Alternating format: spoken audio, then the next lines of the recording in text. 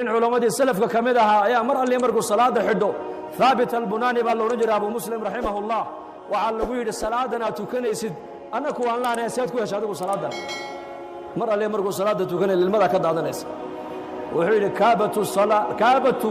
min ajli الصalaati ل20 sana watanacamtu biha 20 sana buu yidhi salaada ruuxdeeda dhadhankeega xaqiiqadeeda inaan gaadho 20 sana ayaan u soo tabcay buu u soo dadaalay hadda 20 sana waa ku raaxaystaa buu salaadaas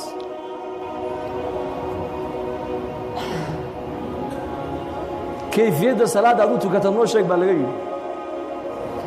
wuxuu yidhi niman yahow anu safka markaan gala buu yidhi imaamka aan gadaashiisa istaageen salaada xidhanayo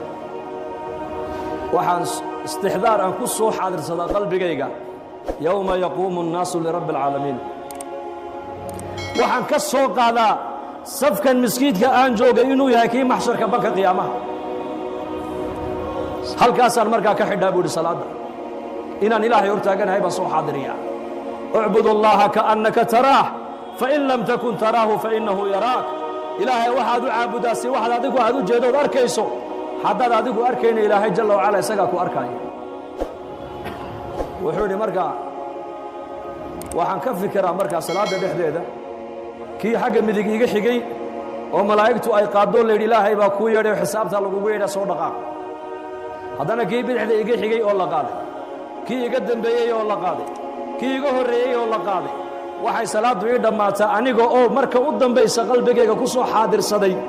maxsharkii banka qiyaamaha keligaa baa ku hadhay haddaa ilaahay kuu yeedhi doonaaye maxaad ilaahay kala kulmi doontaa dareenkaa iyo shucuurtaa baan salaaddeeda ku dhammaystaa buu yidhi aye ra'iislii ninkuna dareenka ku dhammaysataa masaajid annagu habeen ku tukanayna buu imaamkii salaat alcishaa wa ama in kaana min almukadibiina addaaliin masaajidka o dhan baa yidhi aamiin waa rakacaddii labaad salaat alcishaa anna waan ku jiraa safka hore salaaddii markii laga baxay buu imaamku yidhi war aamiinta labaad halkeed ka keenteen wallaahi mid xagga unbaa bilaabo waan la bilaabnu midh annagu alla waa ku darra laa ilaaha ila allah markaa mid baa yidhi sheekh kuwaas wayba qayliyeene waxa maanta muslimiin ilaa man raxima rabbii masaajidda ku tukanayoo dhan way naga dhex qayliin mooyaane adduunyaduye kulligeen gudaha ka wada hadallaa buu yidhi wاlinaabatu ilaa daari اlkhuluud min asbaabi اlhidaaya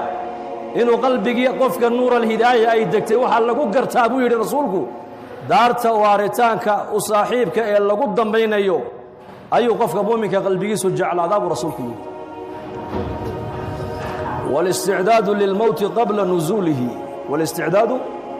lilmowti qabla nuzuulihi calaamadda saddexaad ee muuminka lagu gartaa waxaa ka mida buu yidhi rasuulku inta qofka muuminka ajashu aysan